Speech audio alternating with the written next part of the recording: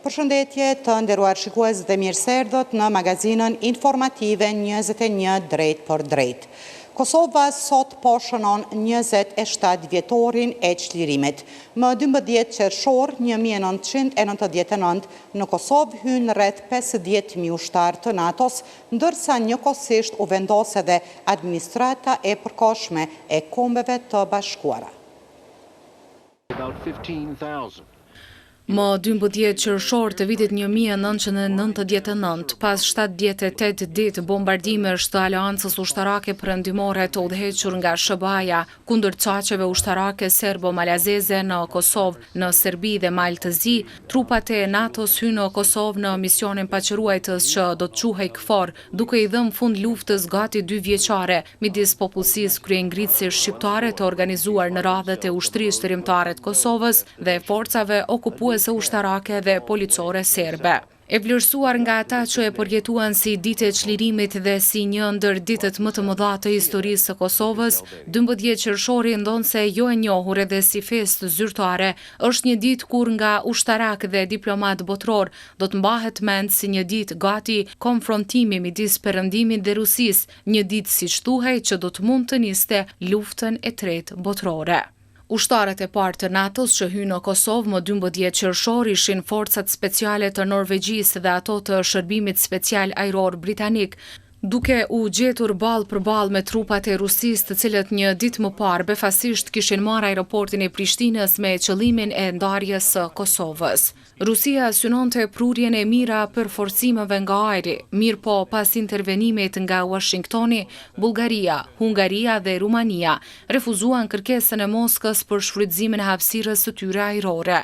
Pas blokadës amerikano-britanike të pistës së aeroportit, Ministria e Jashtme ruse e quajti ndërhyrjen e ushtarëve të saj një gabim dhe çdo gjë tjetër tashmë është histori.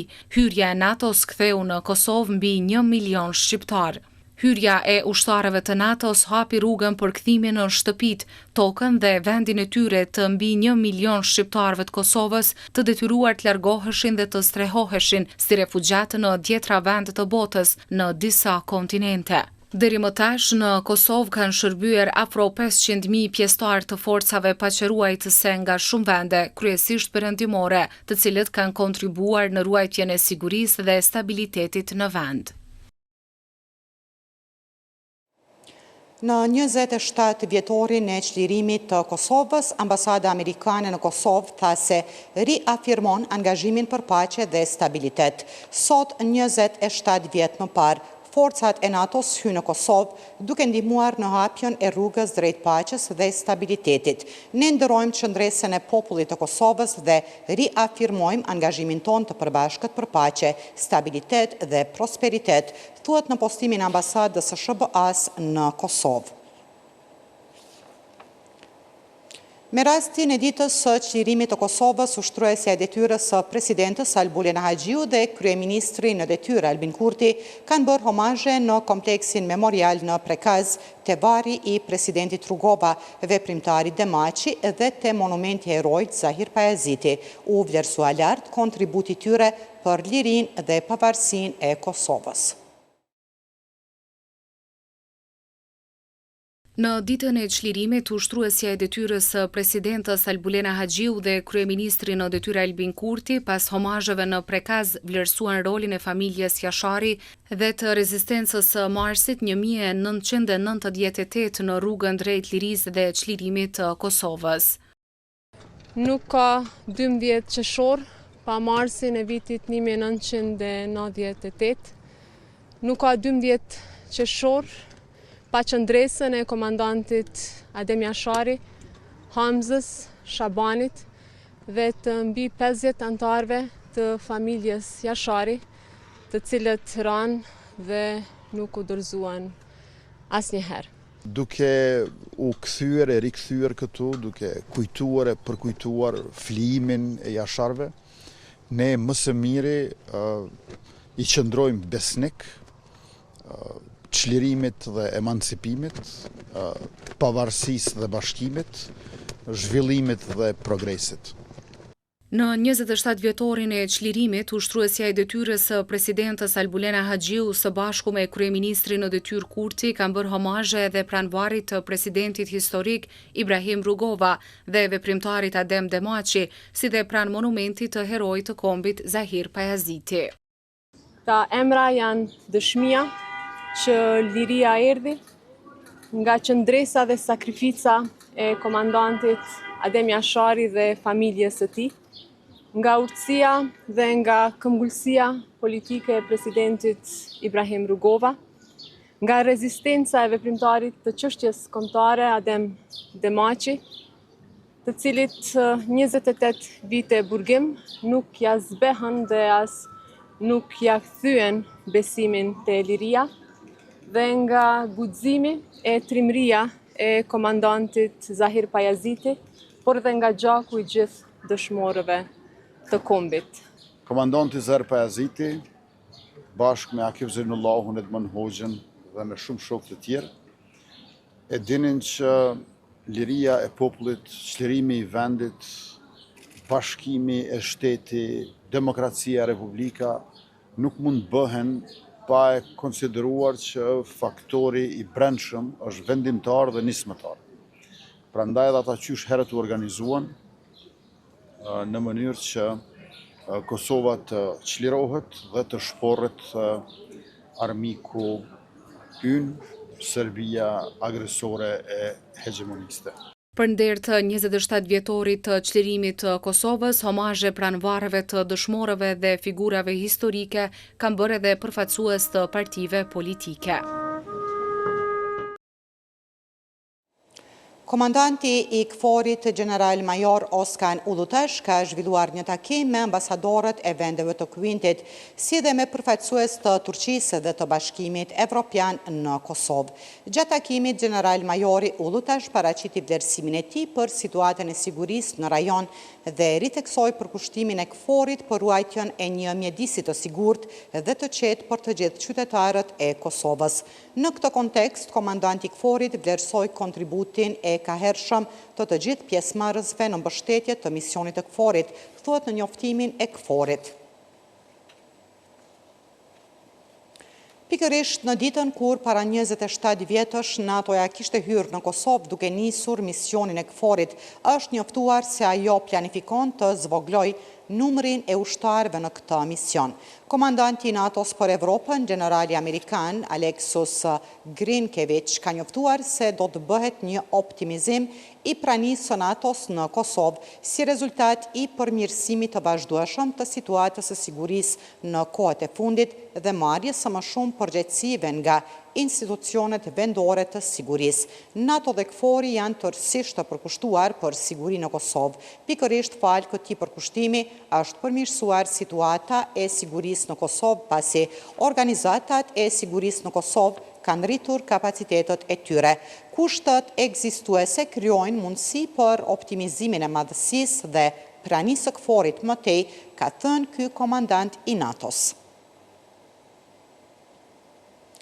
Njohësi i sigurisë Bedri Elezi thotë se reduktimi i trupave të NATO-s është në kuadër të planeve operacionale të saj dhe se ky veprim nuk lë hapësirë për cenim të sigurisë në vend, sidomos nga Serbia. Megjithatë, ai thotë se institucionet e sigurisë dhe të inteligjencës të Kosovës duhet të rrisin kapacitetet e tyre. Të këtyre detyrave përgjithësive për kualifikim të shkallës së rrjedhshmërisë dhe sigurisë, atëherë NATO mund të thënë dhe harton plane konkrete operative se si të ketë shtrirjen, strukturimin e saj për të garantuar paqen dhe sigurinë e suverenitetit të Republikës së Kosovës, përkatëse sipas rezolutës 1244 e njëjta përmes KFOR-it zbatojnë masat që garantojnë suverenitetin e shtetit.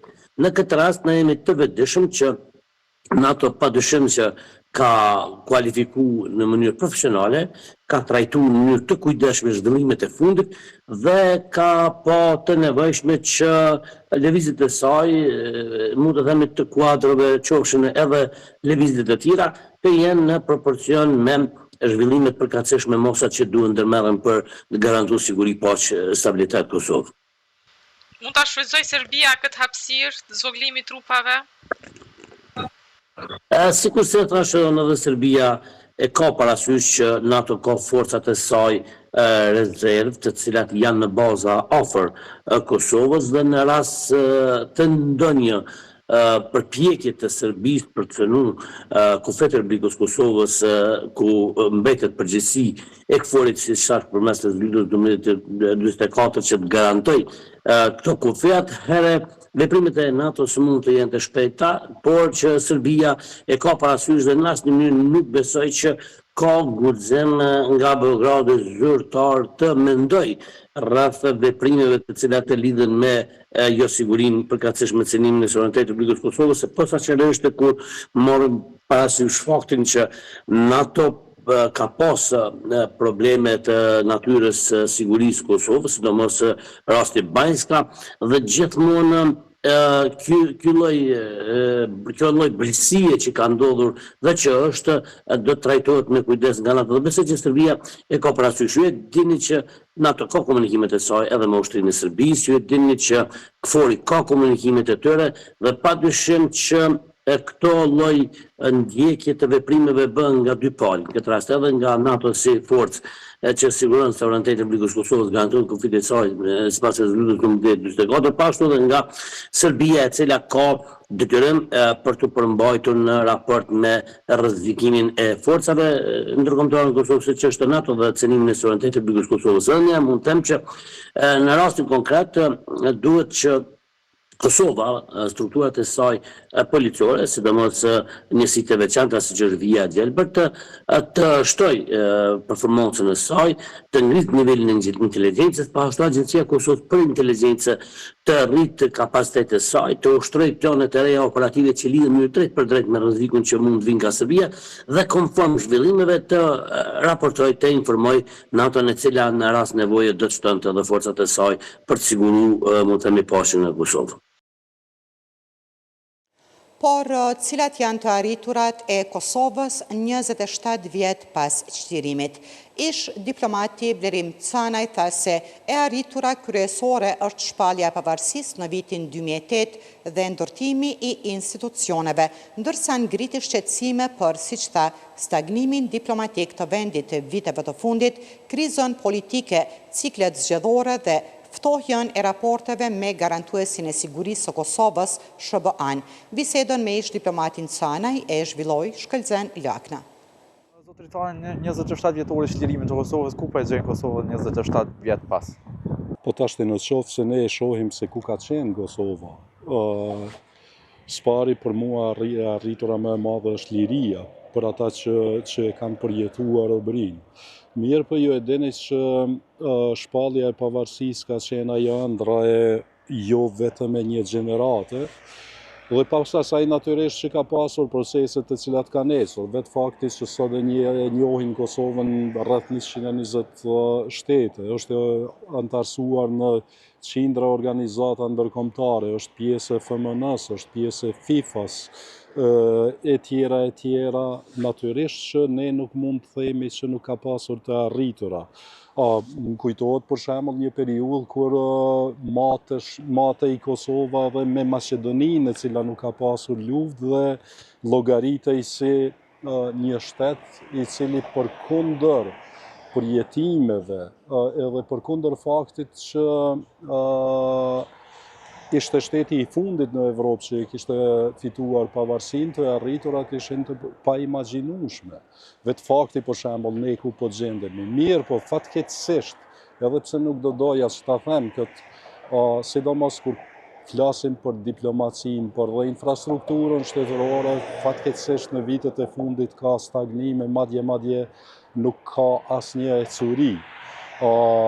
Arsyet i dim të gjitha, me vetë faktin që ne ka 2 vite që po sillemi në një rreth duke mos ditur se si do duket as qeveria e ardhshme, e lëre me objektivat shtetërore të cilat duhet të i kemi, flet absolutisht për një blokadë, një stagnim të cilën nuk e kemi menduar asnjëherë.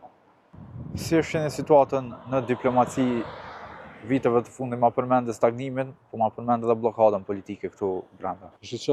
Ne e kemi përmendur sa herë që viteve të fundit Kosova nuk ka pasur diplomaci. Kam përshtypjen që edhe vetë personat të cilët e kanë bërë diplomacinë nuk e kanë ditur se cili është roli i diplomacisë. Më shumë kemi parë fasada, se sa me të vërtet diplomaci, për shkak se diplomacia nuk është të dukësh, po të veprosh. Kështu që ne me vetë faktin që vitet të tëra nuk kemi pasur ndonjë njohje, edhe ato njohje që kanë ardhur nuk kanë ardhur si produkt i punës së diplomacisë tonë, por për shembull Kenia duke ju falendëruar Bezhet Pacollit, madje edhe Nigeria. Por jo produkt i diplomacisë, absolutisht ne kemi pasur stagnim. Me vetë faktin që ne jemi gëzuar kur na ka ftuar Donald Trump në bordin e paqes, tregon që vitet të tëra ne nuk kemi pasur diplomaci dhe për këtë arsye ju kemi gëzuar vetëm kësaj. Paramendoni tash situatën kur ambicia ka qenë antarësimi në FMN, për shembull, në FIFA. Çfarë roli do të kishte sot bordi i paqes? Ne po flasim për bordin e paqes për shkak se na kanë ftuar Shtetet e Bashkuara të Amerikës, për shkak se po e kemi frigën e kulmit pikut më të lartë të ftohjes së marrëdhënieve me Shtetet e Bashkuara të Amerikës dhe kjo na jep shpresë.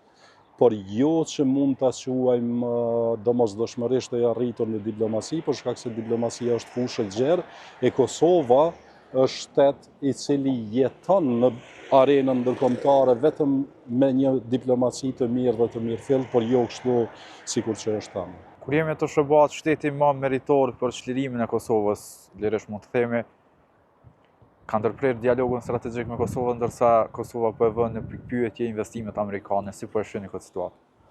Spari, Amerika është shteti më meritor për çlirimin e Kosovës, për pavarësinë e Kosovës, për etablimin e Kosovës në arenën ndërkombëtare dhe është mburoja kryesore e Kosovës në botë. Do të thotë është edhe faktori kryesor që neve na garanton sigurinë tonë që e kemi. Partneriteti me Shtetet e Bashkuara të Amerikës është jetik për Kosovën. Do të thotë ka të bëjë edhe me ekzistencën e saj. Sot, e thash edhe më herët, vetë eksponentët politik amerikan kanë deklaruar dhe janë deklaruar qindra herë që marrëdhëniet me Kosovën nuk janë të mira sikur që kanë qenë. Tani e kemi çështjen e gazit të lëngshëm amerikan që ka gjasa që të na ftohë edhe më shumë marrëdhëniet në qoftë se qeveria jonë sillet kështu sikur që po sillet tani, dhe e kemi të jetë të paqartë. Unë i kam hedhur edhe mbrëm në emisionin Klek dyshimet e mia që këtu ka të ngjarë gjithmonë duke pasur parasysh që energjetika është një diçka, po e quaj, e cila është në fokusin e agjencioneve të inteligjencës në mes të shteteve konkurruese. Unë t'ju them të drejtën, po dyshoj që këtu ka diçka më shumë, për shkak se nuk mund thuash as lehtë jo, s'po duhen të futem të, për shkak se ka të bëjë edhe me ajo i forcon raportet me Shtetet e Bashkuara të Amerikës, e forcon sigurinë energjetike, por jo vetëm sigurinë energjetike, por edhe sigurinë fizike të Kosovës. Po para se gjithash, siguria fizike e Kosovës mvaret shumë edhe nga raportet me Shtetet e Bashkuara të Amerikës. Ndërkohë, në 27 vjetorin e çlirimit të Kosovës u vlerësuan përparimet që ka bërë vendi edhe në aspektin ekonomik. Megjithatë, sipas njohësit të çështjeve të ekonomisë, Lek Musa, përkundër disa përparimeve, Kosova ka dështuar që të ndërtojë një sistem arsimor i cili do të përshtatej me tregun e punës, i cili do të përkthehej në zhvillim ekonomik. Musa gjithashtu përmend edhe dështimin në ndërtimin e kapaciteteve të reja energjetike. Nëse shtrohet pyetja si është situata ekonomike, nuk mund të themi se është situata ekonomike e mirë. Mirë po, nëse shtrohet pyetja a ka të arritura në Kosovë gjatë këtyre 27 viteve, duhet të themi që absolutisht po, domethënë zhvillimet ekonomike, ngritja, transformimi që ka ndodhur në Kosovë gjatë këtyre 27 viteve është jashtëzakonisht i madh, dhe mos harrojmë se ku kemi qenë, në çfarë gjendje, ku jemi sot. Pyetja duhet shtruar se a kemi shfrytzuar tërë potencialin e mundshëm. Mund të themi se jo, ka pasur hapësirë që të bëhet shumë më mirë, po prap se prap ka të arriturat mjaftueshme, investimet mjaftueshme, mirë po prap po them se kemi mund të bëjmë disa gjëra shumë më mirë edhe ka pasur hapësirë, domethënë, për përmirësime dhe për shfrytëzim të potencialit, sidomos që të kemi një angazhim, mund të them, në dy aspekte kyçe që janë për Kosovën. E para është aftësimi i rinisë. Mendoj se kemi ngjetë shumë, nuk kemi mërri që të transformojmë sistemin e arsimit në Kosovë, që të krijojë një bazë për rritje ekonomike, një treg të konkurrueshëm me vendet evropiane, edhe e dyta është çështja e energjisë, sepse gjatë këtyre 27 viteve nuk kemi mërri me kriju asnjë kapacitet shtesë të gjenerimit të rrymës, edhe pse jemi domethënë ndër vendet më të pasura në botë me thëngjell sa i përket çështjes së energjisë. I përmendë dy çështje kryesore me që dhe kemi tash këto të lashët me energjinë elektrike, ku Kosova ka ardhur në një moment që po e refuzon një ofertë nga Amerika. Sa shqetësuese kjo për ju? Se përket gazit amerikan, domethënë gazit të lëngshëm, mendoj se në aspektin strategjik Kosova gjithsesi duhet që ta pranoj dhe të vazhdoj, sepse mbi të gjitha është investim strategjik. Ne nuk kemi asnjë alternativë tjetër përveç se të jemi kudo që është qeveria dhe interesi amerikan. Mos të harrojmë se në rend parë shteti i Kosovës është një krijesë, nëse mund ta quajmë, i qeverisë amerikane, i shtetit amerikan. Prandaj ne kemi obligim dhe duhet të jemi domethënë pa rezerva aty ku është interesi amerikan. Dhe sa herë Kosova domethënë është renditur, është bashkangjitur iniciativa amerikane, gjithmonë i ka dalë mirë. Përndryshe nuk kemi partner më strategjik edhe më të sinqert se Amerikën. Kështu që ne domosdoshmërisht duhet të bashkangjitemi këtij projekti, dhe për këtë nuk duhet të frigohemi, sepse Amerika ka mekanizma të përcaktuar të vet, me të cilën e financon, ta ofron edhe financimin, domethënë për krijimin e këtyre kapaciteteve të reja të gjenerimit të gazit. Domethënë ka një bankë që quhet Exim Bank, me të cilën ata e financojnë ndërtimin e kapaciteteve, si dhe ka gjithashtu edhe institucionet qeveritare që ndihmojnë në studimin e fizibilitetit. Pra, mos të harrojmë në anën tjetër, është edhe një agjencion, siç është MCC-ja, e cila gjithashtu është një aspekt tjetër me cilën mund të shifet edhe se si mund të financohet projekti i tillë.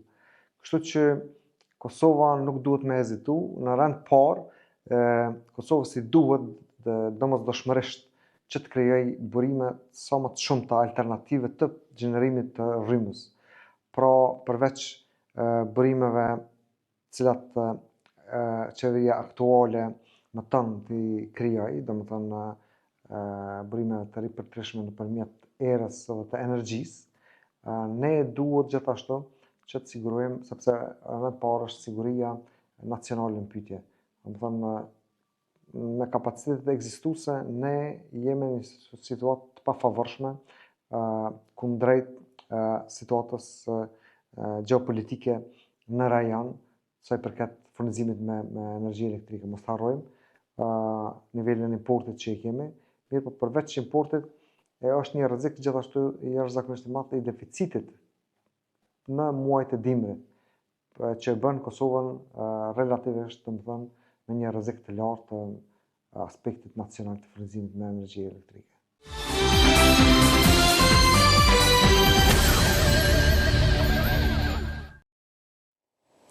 Procesi i numërimit të votave në nivel vendi po vazhdo në disa komuna të Kosovës, ndërsa sipas të dhënave më të fundit nga qendra e numërimit dhe rezultateve, deri tani janë përpunuar 94.4% e flet votimeve. Megjithatë, në disa prej komunave më të mëdha, numërimi ende nuk ka përfunduar plotësisht. Ndërkohë po vazhdon edhe numërimi votave nga përfaqësitë diplomatike, ndërsa rezultatet e deri tanishme tregojnë një epërsi të thellë të lëvizjes vetëvendosje. Sipas të dhënave të përditësuara në ora 12, janë procesuar 13 nga gjithsejt 47 vendvotime në përfaqësi diplomatike të Kosovës, që përbën 27,66% të totalit. Lëvizja vetëvendosje prin bindshëm me 6.482 vota apo 83,82% të votave të numëruara deri më tani. Në vendin e dytë renditët Partia Demokratike e Kosovës me 579 vota ose 7,49%, ndërsa Lidhja Demokratike e Kosovës ka marrë 462 vota, që përbëjnë 5,97% të votave. Alianca për Ardhmërinë e Kosovës renditët e katërta me 124 vota, apo 1,60%. Lideri i lëvizjes vetëvendosje Albin Kurti është shprehur optimist për konstituimin e kuvendit dhe formimin e qeverisë së re pas zgjedhjeve të 7 qershorit. Ndërkaq për zgjedhjen e presidentit, ai tha se do të vazhdoj komunikimin dhe bashkëpunimin me partitë e tjera parlamentare, por sipas tij të njëjtat duhet të jenë konstruktive. Din që jemi në homazhe, por a jeni të gatshëm për bashkëpunim me parti tjera sa i përket ndërtimit të institucioneve për këshillë dhe kompromisin, siç po kërkon faktori ndërkombëtar? Njëherë jemi ende duke pritur numërimin e votave. Pra, votat janë ende duke ardhur dhe duke u numëruar. Me rastin e përmbylljes numërimit të votave, ne do të mund të fillojmë të bisedojmë për hapet e ardhshëm, por duhet ta keni parasysh atë që është evidente përsëri që lëvizja vetëvendosje është fituese pa diskutueshme bashkë me partnerët tonë të koalicionit parazgjedhor, me Partinë Guxo, Partinë Alternativa dhe PSHDK-n, dhe ne do të jemi bartës të themelimit të institucioneve të legjislaturës 11. Unë jam optimist që gjërat do të shkojnë mbare mirë, edhe sa i përket konstituimit të kuvendit, edhe sa i përket formimit të qeverisë, ndërkaq sa i përket të zgjedhjes së presidentit, përkatësisht presidentes së re, ju e dini që këtë duhet bërë në bashkëpunim me opozitën, për shkak të asaj kërkesës një akt gjykimi të gjykatës kushtetuese, para më shumë se një dekade që kërkohen 80 deputet t'i kenë votat e tyre të fshehta në kuti. Pra, jemi të gatshëm, jemi të vullnetshëm, jemi të interesuar për komunikim e për bashkëpunim, por kjo nuk është asgjë e re nga ana jonë. Ju e dini që në këtë pranverë që po i vije fundi, si qeveri e Republikës së Kosovës, kemi bërë oferta të jashtëzakonshme për opozitën, por ne kemi propozuar, ata kanë refuzuar.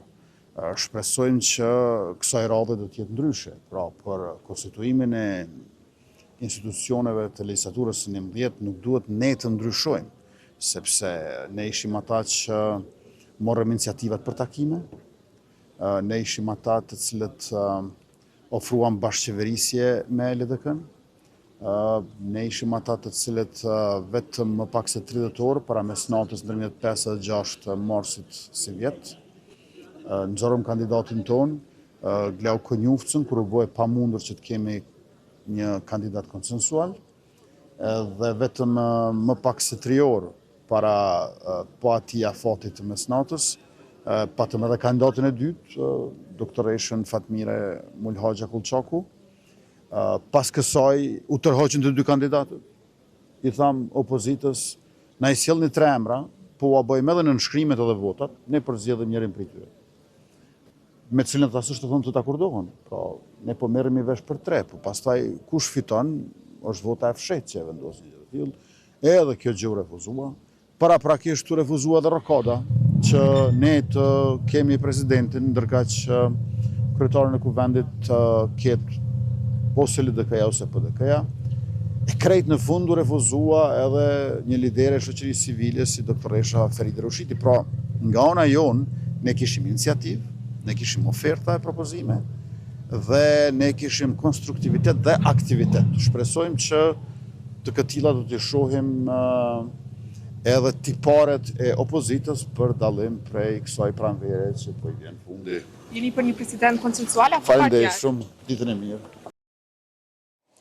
Anëtari i PDK-s Gjavit Haliti, njëherësh kandidat për deputet, ka thënë se ndërtimi i institucioneve duhet të bëhet me marrëveshje politike që përfshin qeverin, presidentin dhe kuvendin.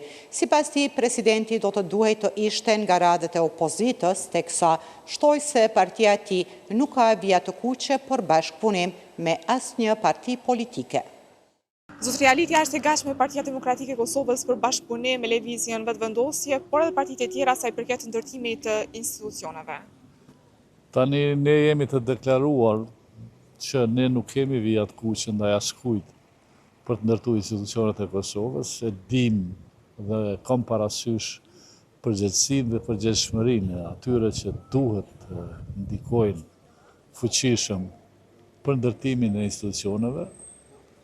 Kjo varet shumë nga qëndrimi që ka vetëvendosja, nga ajo që si e mendon ta zgjedh presidentin e Kosovës dhe si do të ndërtoj qeveri. A do të beken do futet në koalicion, me qenë se nuk mundet me ndërtu qeveri dhe s'mundet me fitu besimin qeveria, nëse nuk i ka votat e duhura, po mbi të gjitha duhet zgjedh kryetari i kuvendit, duhet zgjedh presidenti.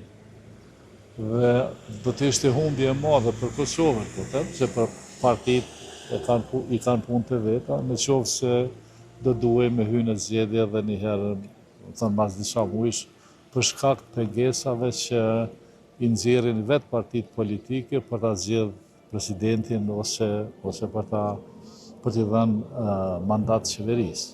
Pra, PDK-ja është e gatshme për koalicion me VV-n, në rast se sigurisht është e gatshme edhe VV-ja. Tani unë po besoj që PDK-ja është e gatshme që tulet zbashku edhe me partitë tjera që të negociojnë ose të bisedojnë se çfarë presidenti duan. Duan një president kukull apo duan një president që e përfaqëson vendin densisht në brenda kompetencave të veta dhe noterizon vendimet që i ka kompetencë për t'i noterizuar. Kjo është e domosdoshme që të dihet. Pastaj tjerat uroj që kushdo që të hyjë në koalicion për të zbatuar një projekt përbashkët, një program përbashkët qeveritar, që elektorati, votuesit dhe Kosova në përgjithësi t'i sheh të arriturat ose të metat e cilës do qeverisë që vjen në radhë. Pra sipas jush një marrëveshje është e domosdoshme, sidomos për çështjen e presidentit? Jo, që marrëveshja është e domosdoshme edhe për presidentin, edhe për qeverinë, edhe për kryetarin e kuvendit.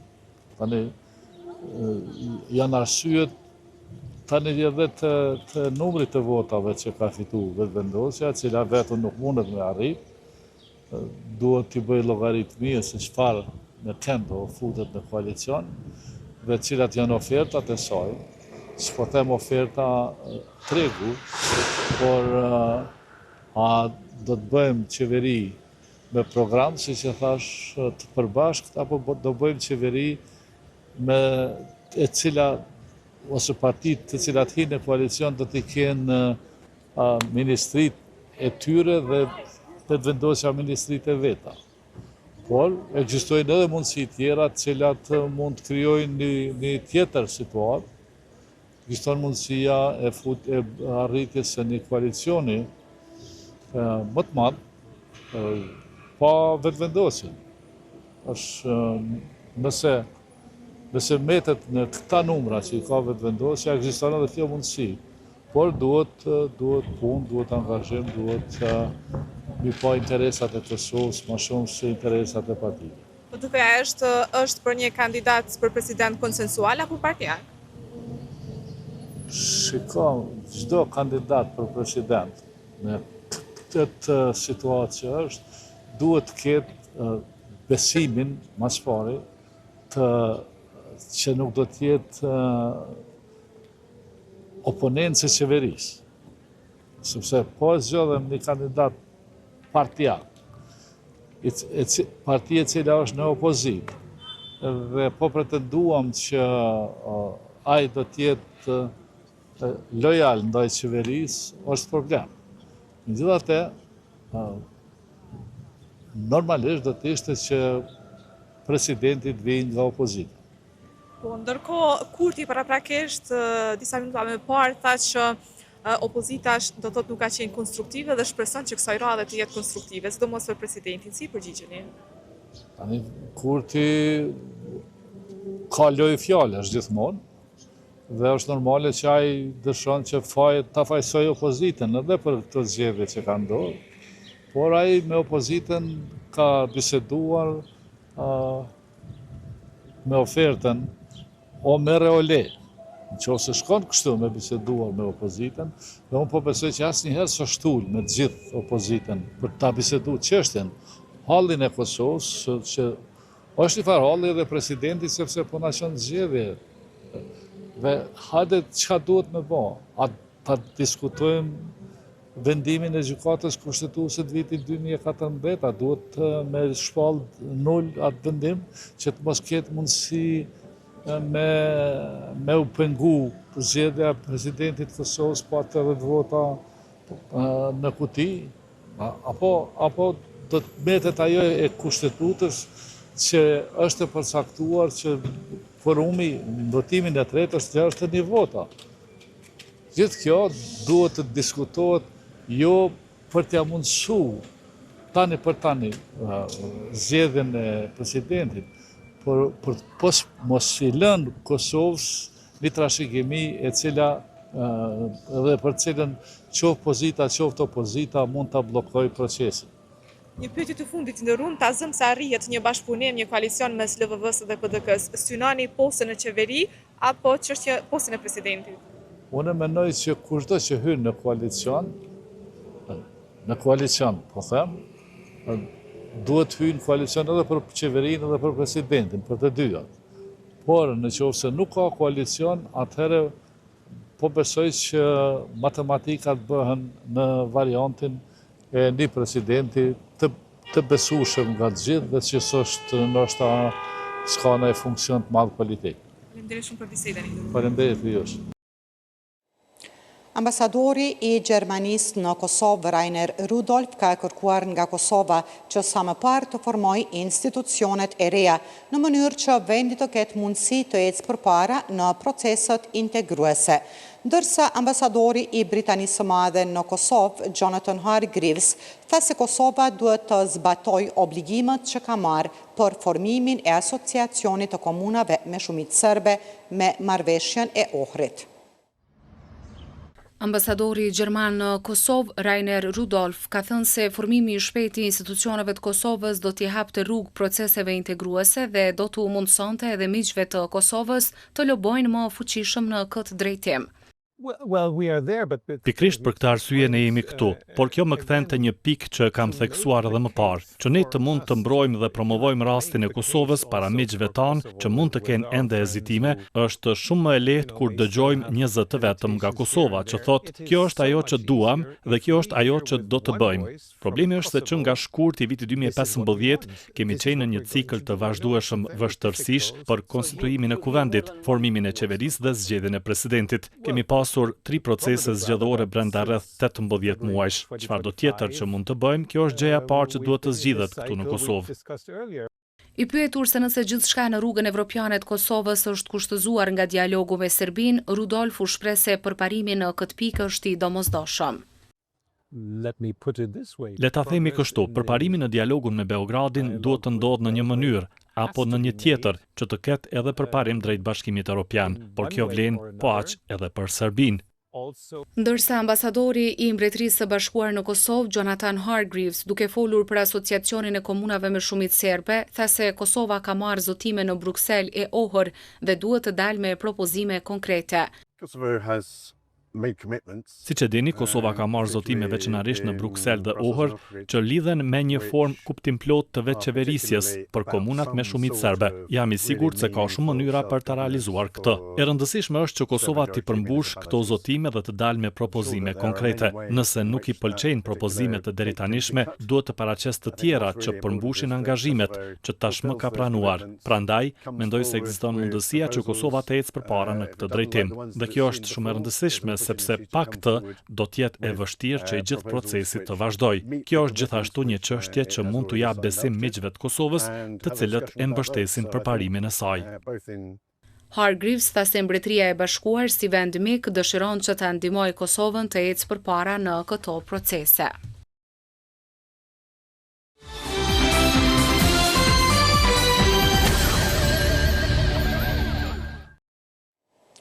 Kryetari i Drenasit, Ramiz Ladrovci dhe përfaqësues të organizatës së veteranëve të luftës së UÇK-s kanë marrë pjesë në homazhet për bashkëluftëtarin e Adem Jasharit, Sahit Jasharin, të mbajtura në palestrën Ila Skodra në Drenas.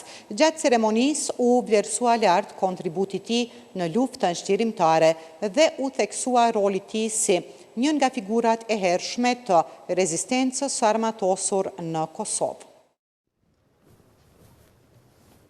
Kryetari i komunës së Drenasit, Ramiz Ladrovci, bëri homazhin në palestrën Ila Skodra për t'i dhënë lavdëmirën e fundit bashkëluftëtarit të Adem Jasharit, Sahit Jashari. Ladrovci u shpreh se Sahit Jashari ishte njëri nga bashkëluftëtarët e orëve të para të Adem Jasharit, e të cilin tha se ka njohur në vitet e 90-ta.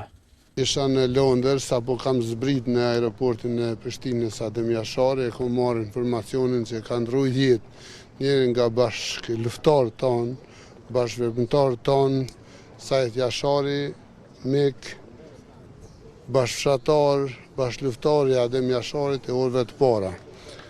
Sahidin e kam njoftë në vitet 90-ta bashkë, kur e kam njoftë në kohën edhe Adem Jasharin, Hamzën, Basin Shaban dhe gjithë familjen Jashari, i kam njoftë edhe Sahidin e Musin, vllahun tjetër nuk e kam njoftë se ka qenë jashtë vendit, po me Sahidin kam shumë angazhime, aktivitete deri në fillimet e luftës, kam marrë pjesë edhe këtu në Skenderaj në aksionin e parë që i quajmë ne, po që nuk është kry për shkak se nuk na ka ardhur një prej komandantëve më të mërshëm serb që kanë qenë këtu.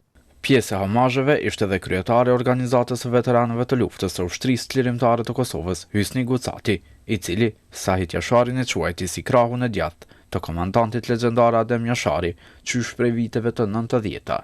Vitet 90-ta, viti 90, natë e një është protagonist i ngjarjes të sulmit në të kohë me 30 dhjetor që ka ndodhur, është Sahiti, i cili pushka e dytë në Kosovë, Sahit Jashari, mas komandanti legjendar. Dhe kjo është një humbje e madhe për neve si bashkëfshatar, si qytetarë të Drenicës, po edhe të Kosovës. Të rinjët ati ka qenë me trahinë e kombit shqiptar dhe atë dhejft. Ka qenë i denun kohën e Serbisë, mbi 15 vite bërë në atë kohë, i plagosën luftën e ushtrisë çlirimtare të Kosovës, ka të vranë babën dhe nonën, ka të vranë migjen, me komplet familjen e vetë, do thotë, është një familje që ka jep shumë për kombin dhe për vendin. Kështu që për ne është shumë rënd, sot s'mund të gjetë edhe fjalë me fol, po do të shprehim ngushëllime familjes Sahitit, lagjës Jashari dhe gjithë kombit shqiptar, do të shprehim ngushëllime që kemi humbur një njeri devotshëm të ushtrisë çlirimtare të Kosovës. Për ngushëllimet e Jasharit shkuan edhe bashkëluftëtarë të tjerë të Sahit Jasharit dhe qytetarë nga viste të ndryshme të Kosovës.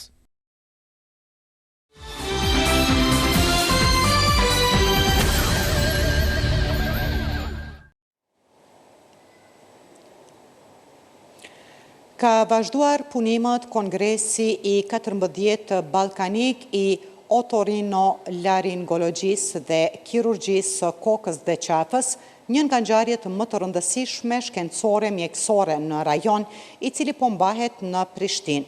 Në këtë kongres po marrin pjesë profesionistë shëndetësor, specialistë të ORL-s, kirurg të kokës dhe qafës, studiues dhe ligjërues të njohur nga vendet e Ballkanit, Evropa dhe më gjerë. Në ditën e dytë të Kongresit të 14 Ballkanik të otorinolaringologjisë dhe kirurgjisë së kokës dhe qafës që po mbahet në Prishtinë, po prezantohen zhvillimet më të fundit shkencore dhe klinike në fushën e otorinolaringologjisë përmes ligjëratave, prezantimeve shkencore dhe punëtorive profesionale. Deri më tani kemi rreth 90 pjesëmarrës, të më thënë folsa me prezentime nga 19 vendet të ndryshme, balkanike, evropiane, kemi edhe nga vendet më të largëta si jashtë Evropës, nga Azia. Niveli kualitetit të ligjerimeve është jashtëzakonisht i lartë, kemi top prezentues nga shumë vende evropiane, ndër më të njohurit nga lëmit e tyre. Mjeku specialist i otorinolaringologjisë nga Shqipëria, Alfred Aga, theksoi se kushtet në Kosovë dhe Shqipëri janë duke u përmirësuar vazhdimisht si në aspektin e infrastrukturës spitalore, ashtu edhe në përditësimin profesional të mjekëve. Është shumë e rëndësishme kjo gjë, pasi ne njihemi pra me teknologjitë e reja, njihemi me të rejat më të fundit të shkencës në fushën tonë, fushën kirurgjisë kokës qafës, pavarësisht se gjithë në praktikën e përditshme punojmë me teknologjinë e fundit, ka gjithmonë të reja të cilat shërbejnë këto kongrese për të mësuar, për të avancuar dhe për të mësuar nga njëri tjetri. Edhe specialisti i njohur turk i otorinolaringologjisë dhe kirurgjisë së kokës dhe qafës nga Bursa e Turqisë, Ibrahim Hizalan, ka vlerësuar rëndësinë e këtij kongresi duke theksuar se takimet të tilla kontribuojnë në forcimin e bashkëpunimit profesional dhe shkencor ndërmjet specialistëve të rajonit. I think that this togetherness Mendoj se ky bashkëpunim na sjell jo vetëm miqësi, por edhe shkëmbim idesh dhe zhvillime shkencore. Gjatë këtij kongresi do të mbaj 2 ligjërata. Njëra ka të bëjë me otosklerozën, rastet e avancuara të saj, pacientët që nuk dëgjojnë më fare dhe mënyrat se si mund të trajtohen, qoftë përmes kirurgjisë apo rehabilitimit. Ligjërata e dytë ka të bëjë me retroaksionet e membranës timpanike, si të trajtohen dhe si të menaxhohen. Specialisti i otorinolaringologjisë nga Bullgaria, Mario Milkov, duke folur për temat e trajtuara në kongres, veçoi sesionin kushtuar mjekësisë së gjumit, duke e cilësuar atë si një nga fushat me rëndësi të veçantë në mjekësinë moderne. We have yesterday great session about sleep medicine. Dje kemi pasur një sesion shumë të mirë për mjekësinë e gjumit. Disa nga kolegët e mi janë kirurg të specializuar në këtë fushë. Ne diskutuam për të ardhmen e mjekësisë së gjumit, për sistemet diagnostike dhe profilaksie, për profilin e ri të pacientëve, si dhe për trajtimet e reja, si konservative ashtu edhe kirurgjikale. Mjekësia e gjumit është shumë e rëndësishme sot, jo vetëm në Ballkan apo Evropë, por edhe në Shtetet e Bashkuara dhe Australi. Ajo është shumë e rëndësishme sepse shumë aksidente të rënda në rrugë ndodhin për shkak të problemeve me gjumin, kur shoferët gjatë udhëtimit përballen me këto vështirësi dhe shpesh shihen pasoja shumë të rënda. Ndërsa specialistja e ORL-s nga Rumania, Ruksandra Oana Alius, vlerësoi lart organizimin e kongresit duke theksuar se programi shkencor dhe niveli i prezantimeve kanë qenë mbreslënës. I'm very happy to be here. It's my first time in Kosovo. Jam shumë e lumtur që jam këtu. Është hera ime e parë në Kosovë dhe kongresi është shumë mirë i organizuar dhe programi shkencor është jashtëzakonshëm. Kam takuar shumë njerëz interesant dhe kam parë shumë prezantime interesante dhe kam mësuar shumë. Është shumë e rëndësishme të ndajmë atë që bëjmë çdo ditë dhe të diskutojmë rastet që kemi me kolegët tanë në të gjithë Ballkanin, sepse kështu rritemi profesionalisht. Kongresi 14 Ballkanik i otorinolaringologjisë dhe kirurgjisë së kokës dhe qafës i vazhdon punimet edhe nesër. Shikues të nderuar, informacionet më të reja në edicionet tona të radhës, si dhe në portalin tonë rtv21.tv. Mirupafshim.